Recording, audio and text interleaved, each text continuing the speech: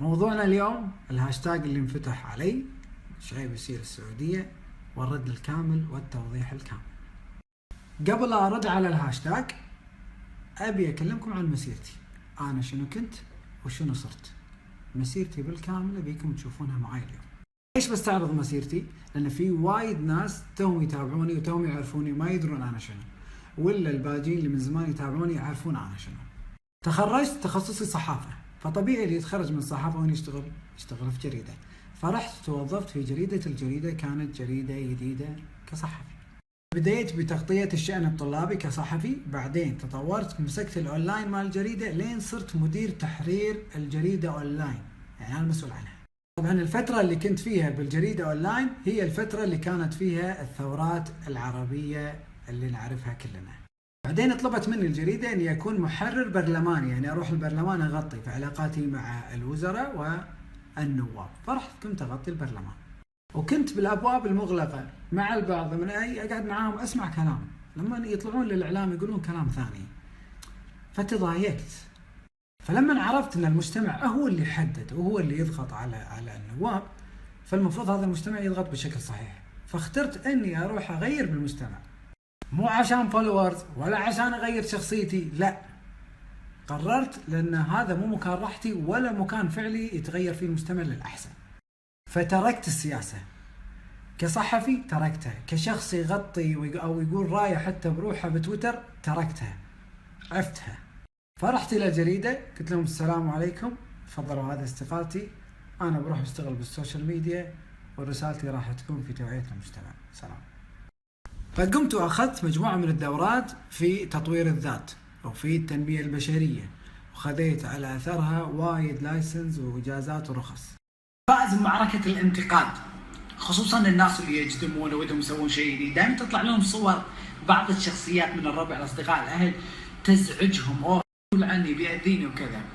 لازم نعرف شغلة قبل لا نشوف نقد ملاذع ولا إيجابي ولا صح، تحرر وأنت تسوي شيء، شيل كل الصور ذني حط صوتك انت شو اللي تبي، شو اللي بتسوي، سوى، لانك انت راح تفوز بالمعركه، لانك راح تنتقل من مكان الى اخر، تتطور. اللي بس ينتقد راح يقعد مكانه، بعد وقت راح يشوف الفرق بينه وبينه.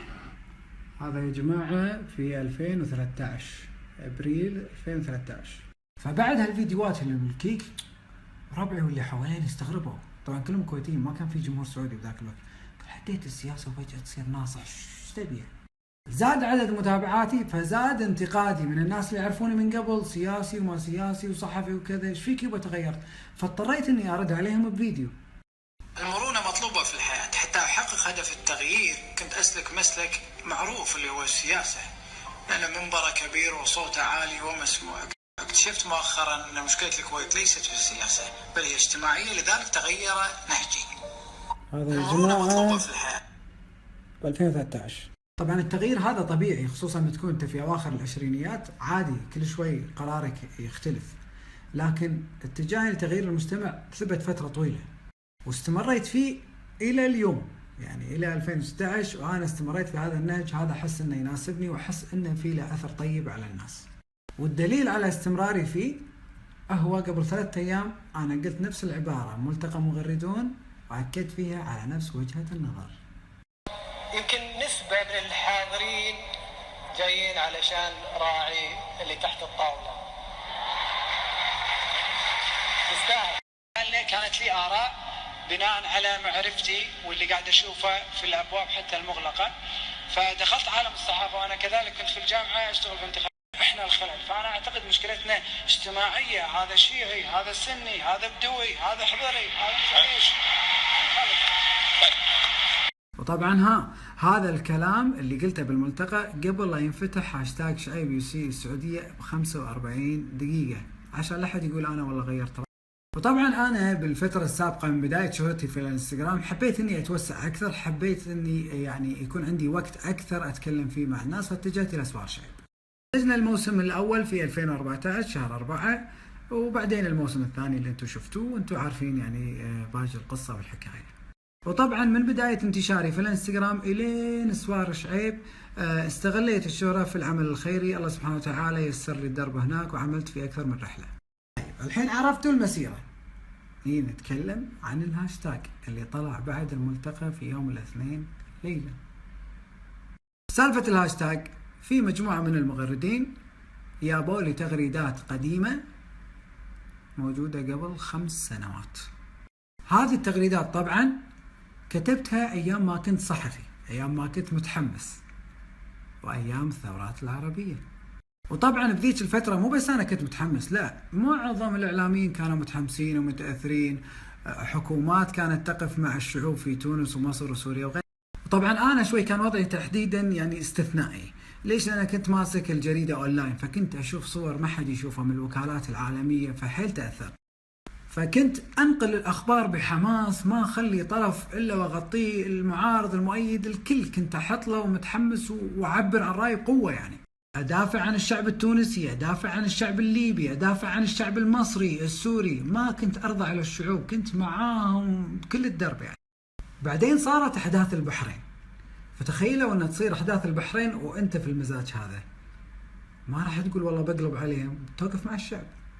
وهذا خلاني للأسف أنتقد الحكومة البحرينية، للأسف انتقدتهم بشكل خاطئ ومبالغ فيه.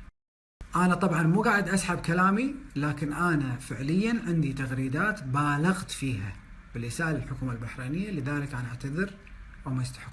والكل يدري ايش كثر ان انا احب الشعب البحريني وانهم عزيزين علي، واتغشمر وياهم وايد في اليوتيوب، واتمنى لهم ان يعيشون عيشه كريمه يعني.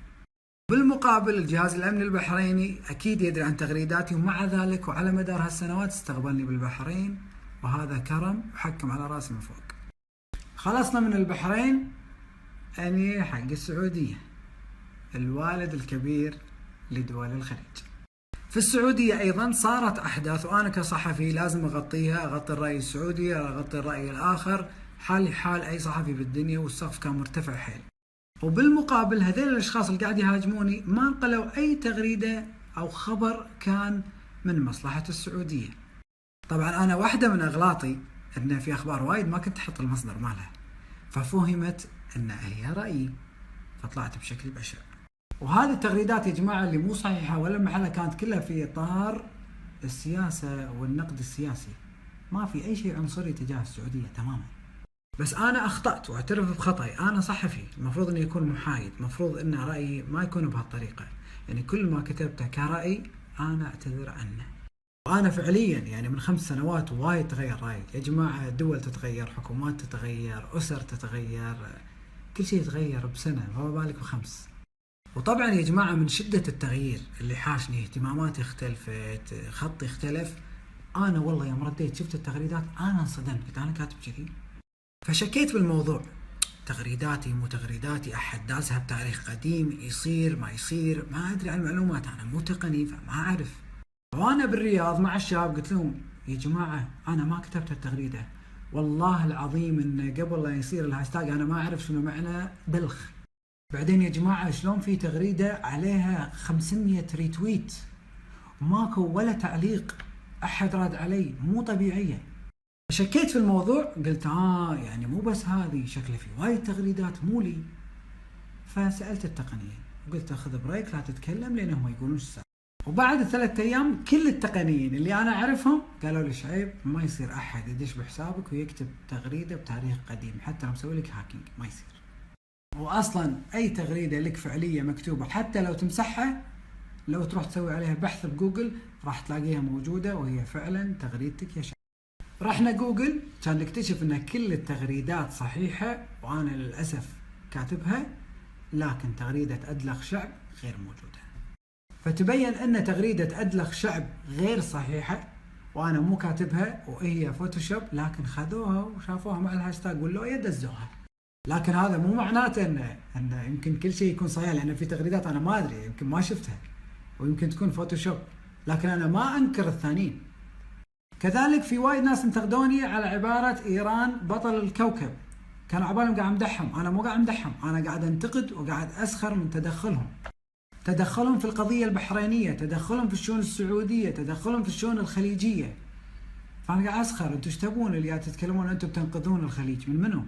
طبعا اللي قاعد يقاتلون ضد نظام بشار اسرهم عادة تكون برا سوريا، يعني تكون في الأردن، في لبنان، في تركيا، هذيلا كنا إحنا أهلهم وإحنا اللي نساعدهم.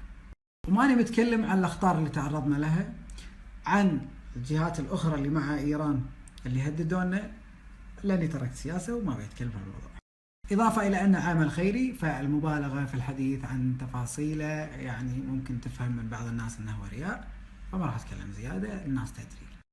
لكن كل ما كتبته في الشأن السياسي عن السعودية، وهي كم تغريدة جمعوها بطريقة معينة، لكن هذا ما يهمنا، أنا مسؤول عنها وأنا آسف.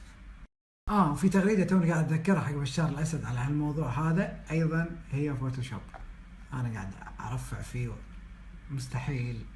عشان تكون الأمور واضحة لكم من الآن، أنا مع نظام المشيخة في الخليج، لأن احنا تعودنا على علاقة وروابط أسرية بيننا وبين الشيوخ. وبنفس الوقت أنا مع المواطن، مع مزيد من الحريات والحقوق، طبعا اللي تعبر عنها بأدب، وبالمقابل الحكومات تسمع. يعني هو صاحب مؤسسة مسك الخيرية، وهو اللي نظم هذا الملتقى وما تركهم، لا، رغم انشغاله يا عندهم وقعد ويسمع. فمع دخول سمو الأمير الشيخ محمد عبد الله مبارك من حكومة الكويت، عبر بالميكروفون ايش قال؟ قال يستحق لقب أمير الشباب العربي. نزول الأسرة المالكة للشعوب أمر مستحب جميل. أحب أأكد على كلام وزيرنا بأن سمو الأمير محمد بن سلمان فعليا يستحق لقب أمير الشباب. الله يهنيكم فيه. شكرا. على فكرة يا جماعة، اللي زعل علي وخذ بخاطره من التغريدات اللي اعتقد ان انا قاصد اني اسيل السعودية، ترى من حقه يزعل، هذا وطنه واكيد ما يرضى عليه. واللي ما كلف نفسه انه يسمع وجهة نظري، انا ما الومه، لان انا تاخرت 3 ايام. صدق انا وضحت بحزتها في التويتر، لكن من حقك تسمع تفاصيل. اما الطرف الاخر من الشعب السعودي اللي عذرني قبل لا يسمع عذري، انا احب اشكرك على هذه الثقة، وان شاء الله ان انا للحين عند حسن ظنك. والله يا جماعة أنا بعد الهاشتاج نمت قعدت توقعت إن الكل بيكنسل العزايم والعشاء والغداء، وإن الشعب السعودي كله زعلان علي، وخلاص خربت.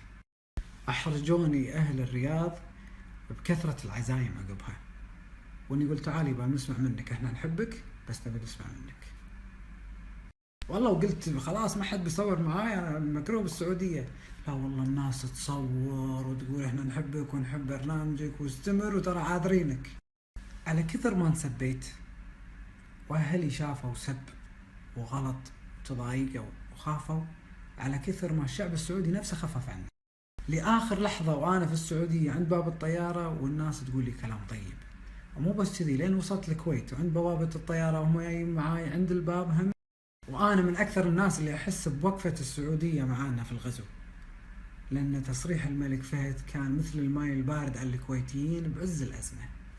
يوم قال الملك فهد رحمة الله عليه، قال يا تبقى الكويت السعودية ولا تنتهي الكويت السعودية، عرفنا ان احنا بامان والكويت بتتحرر. وعلى فكرة اخوي الصغير فهد مولود ايام الغزو، وتسمى على الملك فهد، والسبب تصريح القوي. والله العظيم يا جماعة احنا وصلنا مرحلة الحين الكويتيين والله يشرون علي، وش صرت سعودي؟ كل ما ارد منكم يقول شو لسانك صاير سعودي كذا ومع كذا. أنا أعتقد أن شبكات التواصل الاجتماعي وايد قربت الخليجيين من بعض، أصلا إحنا ما بيننا فرق، اللبس متقارب، اللهجة متقاربة، حتى الوجبات والأكل متقاربين. لكن في وجبة مو وايد منتشرة فقط في جنوب السعودية، أنا أتمنى أنها تتعمم على كل الخليج، اللي هي الحنيف. جبارة والله. في الختام ما أبي أقول لكم شنو نفسية أهلي، شنو نفسية أسرتي، يعني شيء ما هو زين أمانة، متضايقين حيل يعني. للأسف هذه ضريبة الشهرة، أنا ما أحب أقول ضريبة الشهرة أن هذا تنمر وإساءة للناس، ويبغوا من الحين أي شيء قبل 2016 اسحبوها، مو أنا. على فكرة هذه الحملات ضدي راح تستمر وما تخلص، والتأليف ممكن ما يخلص، والتلبش بالماضي يمكن ما يخلص، لكن أنا عندي رأي في الموضوع هذا مهم. كل شخص أساء لي دون قصد هذا مسامحه رسمي، لكن والله العظيم كل شخص أساء لي بقصد أيضا مسامحه، والله العظيم مو شايف.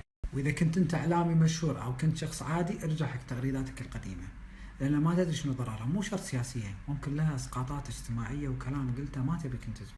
يعني تخيل ان انت كنت يمكن مع واحده تتقشمر وياها في تويتر، وبعد 4 سنوات تزوجت وزوجتك يعني تشوف هذه التغريده ممكن تسبب لك مشكلة في الأسرة يعني. شكرا لكل من وقف معاي، وشكرا لكل من دافع عني، شكرا لمن انتقدني، ولكن الحين سمعني بيض الله وجهكم. إذا كنت أنت تحب شعيب وتحب برنامج سؤال شعيب، تحب اللي أنا أقدمه، اقتنعت في كلامي، أنا أطلب منك طلب صغير، حاول تنشر هذا الكلام وشكرا. حبي وإخلاصي مستمر لكل دول الخليج دون استثناء، وخليجنا واحد. تصبحوا على خير.